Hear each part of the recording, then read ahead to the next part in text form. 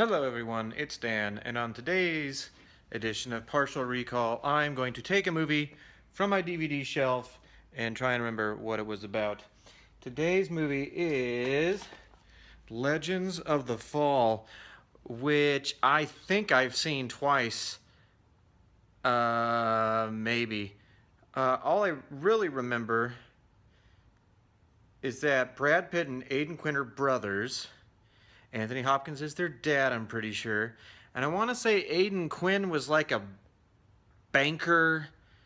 Uh, like he's got one of them highfalutin law jobs. And it's set in like 19. Well, it's like kind of an epic, but I want to say part of it takes place during World War One. And Aidan Quinn goes and moves to the big city away from the farm in Montana, and he meets a woman, and it's a pretty big name actress. I want to say, like, I know her name, but I can't think of it. And they fall in love, but she's like she loves him, but you get a hint that like she's just kind of doing it as a marriage of convenience or something. And so he takes her back to the farm. And I just remember vividly there's a scene where they're like riding up and they're like, oh, where's whatever my brother's name is? We'll say Brad Pitt. Where's Brad Pitt at? And then they're like, oh, he's out bringing in the cows or something like that. And then like they're driving up in their fancy newfangled wagon or car. And Brad Pitt's like comes in over the hill with some other people like wrangling cattle. And Brad Pitt's got like super long Interview with the Vampire hair, and it's just like, blowing in the wind.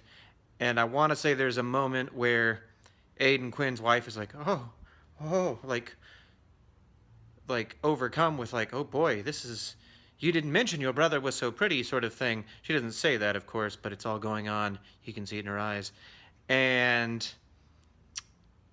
like they live on the farm for a little bit, and then Aidan Quinn and Brad Pitt both go off to war.